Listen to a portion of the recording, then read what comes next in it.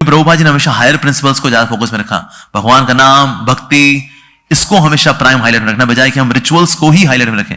Although rituals are important, लेकिन rituals की nitty-gritty में जाए ना, उसका कोई अंत नहीं है। व्यक्ति उसी में फंस जाए, कब हाथ धोना है, कब हाथ नहीं धोना है, ये करना है, क्या नहीं करना है, कब खाना है, कभी नहीं।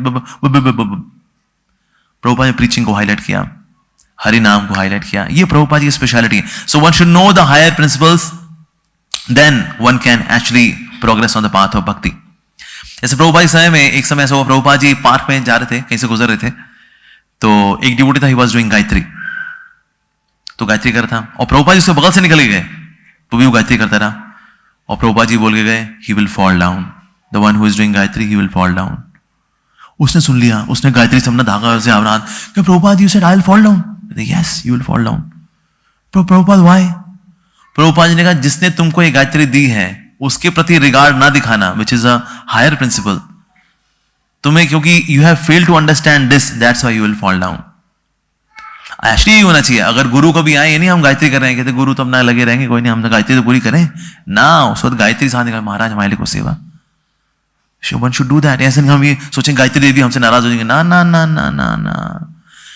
हरि से बड़ा है हरि का नाम, और हरि के नाम से बड़ा है वो जिसने हरि का नाम दिया है, यानी गुरु। इसीलिए विश्वनाथ चक्रवर्ती ठाकुर बोलते हैं, एन आइडियल डिसाइपल, जो सबसे वाकई में जो आदर्श भक्त हैं, he is ready to even give up the pleasure of hearing and chanting to satisfy the spiritual master. ये बड़ी ऊंची बात है, मतलब श्रवण कीर्तन का आनंद भी जो किनारे कर दे गुरु की प्रसन्नता के लिए, दैट्स एन आइडियल डिसाइपल। पहली बात तो विरले कोई भक्त होते हैं जिनको कोई टेस्ट मिलता है, ज्यादातर भक्त कैसे होते हैं, इनके पास हियरिंग, चैंटिंग और हियरिंग का टेस्ट वैसे ही नहीं है। गुरु कुछ बोलते हैं, कहते हैं गुरुदेव वैसे ही टेस्ट तो था ही नहीं, हम छोड़ने भी हमको कोई दिक्कत नहीं है।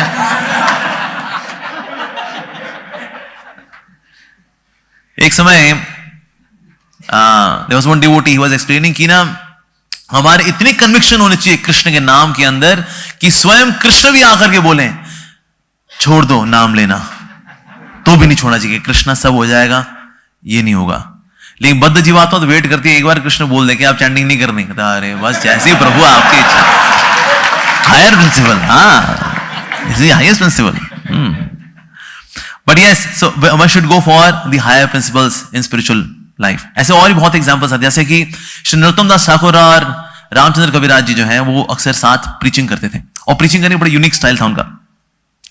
कि एक समय उन्होंने देखा कि ना दो लड़के हैं, बकरा लेके जा रहे हैं अपने साथ में, उसकी बलि देंगे, तो कर्मकांड के अनुसार बकरा लेके जा रहे हैं, तो इनके पीछे पीछे उन्होंने चलना शुरू कर दिया। अब बोलते हैं आजकल देखो कितने मासूम लोग हैं बेचारे, बकरा भी खरीदते हैं, बाद में उसकी बलि भी देंगे, और बलि देने के बाद बेचारे नरक जाएंगे। कितनी बुरी बात है। मैंने सुना है वैसे जो ऐसे बकरा काटते हैं बाद में उनको भी बकरी की तरह काटा जाता है। हाँ, हमने भी सुना है, पर बेचारे क्या करें, जवान लड़के आजकल भटक जाते हैं ना, बकरा लेके जा रहे, तो और ये जो बकरा लेके जा रहे हैं सुन रहे हैं, ये दोनों पीछे क्या बात कर रहे हैं यार, दोनों क्या बात कर रहे हैं पीछे, और वो पीछे लगे हुए। हाँ, और भगवान कृष्ण तो गीता में भी बोला है ना, अल्पमेधसाम इन लोगों के लिए जो है, कम बुद्धिमान लोग होते हैं जो कर्मकांड वगैरह फंस जाते हैं ना, एक अल्पमेधसाम।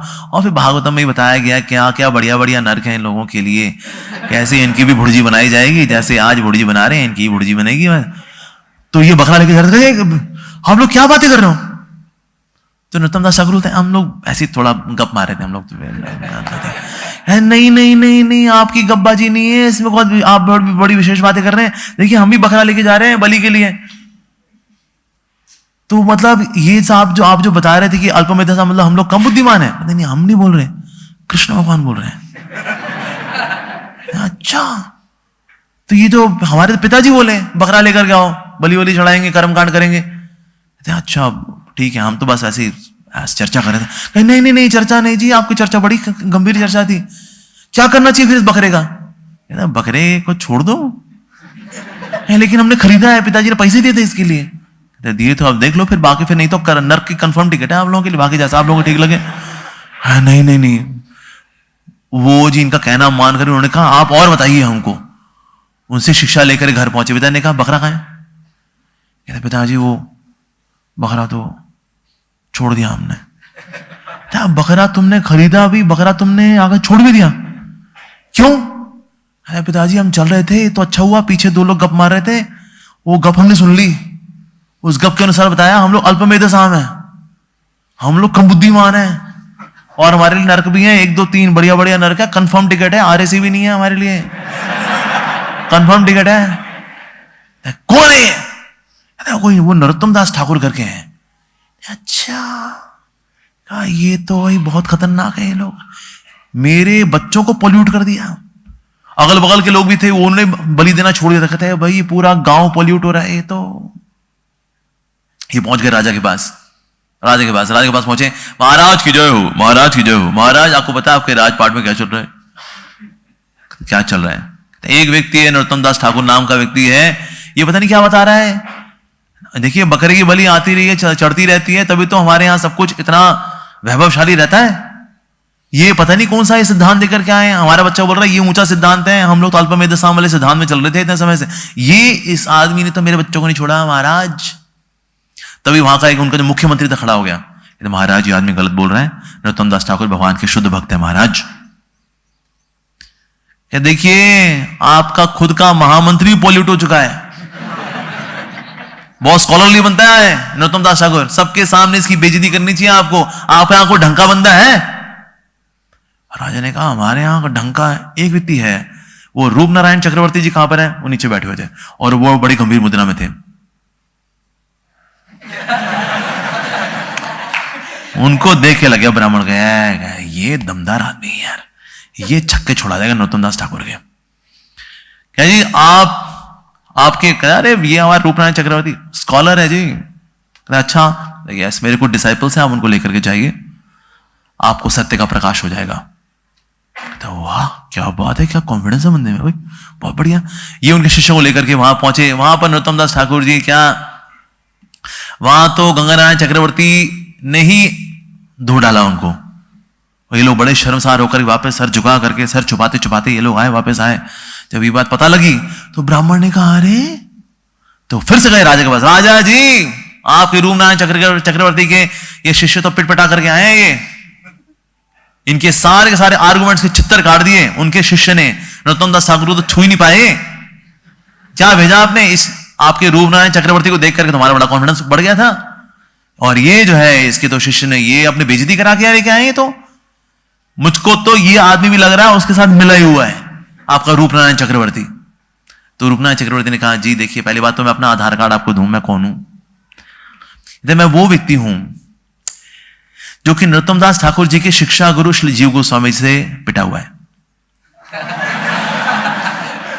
मैं बहुत चौड़ा होकर गया था, मैं चैलेंज करने के लिए गया था, और वो मटकी लगा करके, मटकी की दुकान लगा कर बाहर बैठे हुए थे और मटकी बेच रहे थे संस्कृत में कि ये छोटी मटकी, बड़ी मटकी, बीच की मटकी, ऐसी मटकी, पेंट वाली मटकी, बिना पेंट वाली मटकी, ये संस्कृत में बेच रहा था।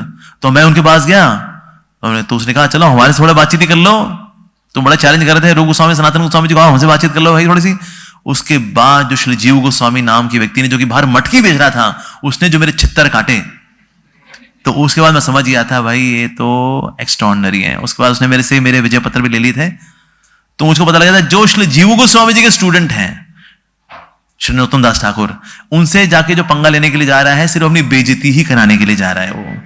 तो इसलिए जिस तरह से आप आए थे उस भाव में आप सुनने के तो वाले तो कुछ थे नहीं, तो इसलिए मैंने आपको जाने दिया।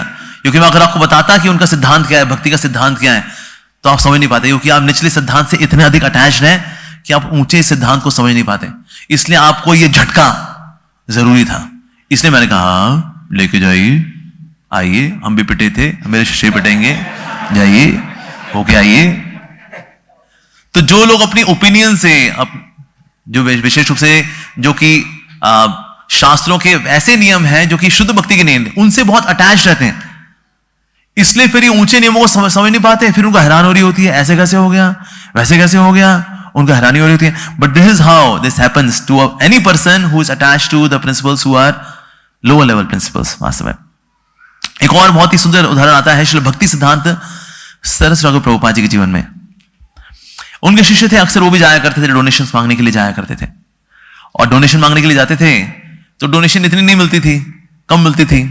तो एक समय ये गए किसी मजिस्ट्रेट के पास गए और मजिस्ट्रेट से बोले सर आप कुछ डोनेशन दे दीजिए ना।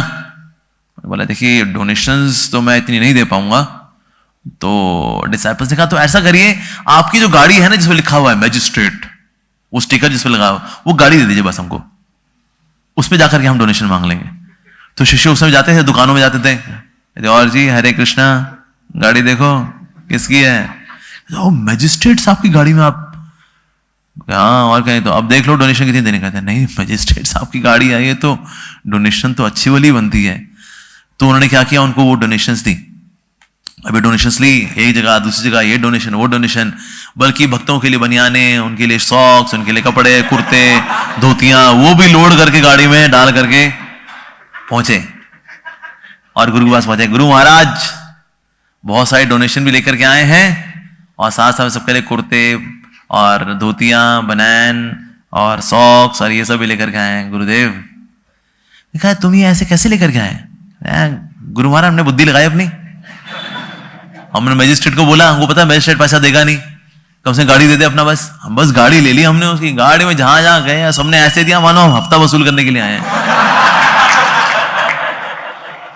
तो हमने खूब डोनेशन इकट्ठी की गुरुदेव। तो एक तो है डोनेशन इकट्ठा करना, नो डाउट ये भी अच्छी बात है, डोनेशन इकट्ठी करनी चाहिए, अच्छी बात है। लेकिन इससे ऊंची बात यह है कि भक्तों को चरित्रवान रहना चाहिए, भक्तों को पब्लिक में डीलिंग ऐसे करनी चाहिए जिससे कि हमारी इमेज समाज में अच्छी रहे। This how devotee should behave. उसको बातचीत ऐसे करनी चाहिए, उसको चलना फिरना ऐसे चाहिए, उसको खाना पीना ऐसे चाहिए, इस प्रकार से व्यवहार करना चाहिए। This is higher principle. जिससे भक्ति समाना ने क्या बोला, उन्होंने बोला अब जिन जिन से तुम ये जितना भी कुछ लेकर के आया, धोती कुर्ता ये सब, जिन इनको वापस करके आओ और उनसे क्षमा मांग के आओ कि मैं ऐसे दादागिरी स्टाइल में मैंने आपसे डोनेशन ली, मैं क्षमा चाहता हूं ऐसे। गुरुदेव लेकिन आ तो गई है, अब इस बार रहने देते हैं ना, अगली बार से नहीं करेंगे। उन्होंने बोला नहीं, जाओ इसको वापस करके आओ। And then he was sent back और गया सकवा जी, सॉरी जी गलती हो गई, ऐसे मजिस्ट्रेट गाड़ी में हमने दादागिरी स्टाइल में आपसे डोनेशन ली। ये कितने आपने कितने दी थी बनियाने? ये 6 बनियाने दी थी, वापस करके आए वो। तो यहां पर भक्ति महाराज ने ये हायर प्रिंसिपल को हाईलाइट किया यहां पर कि डिवोटी का समाज में व्यवहार ऐसा होना चाहिए कि उससे औरों को प्रेरणा मिले, बजाय कि हम ऐसा व्यवहार करें जिससे कि लोग सोचे अरे भक्त होकर के ऐसी हरकत करते हैं। तो devotee should be very very conscious. Actually जितना ज्यादा भक्त को स्क्रूटिनाइजिंगली दुनिया देखती है और किसी को नहीं देखती, इतना तो मतलब संसार एक लोभी व्यक्ति, कामी व्यक्ति स्त्री को नहीं देखता जितना संसारी लोग भक्त को देखते हैं। पूरा ऊपर नीचे चलना फिरना बैठना सब देखते हैं। भक्त का व्यवहार बड़ा इंपॉर्टेंट है।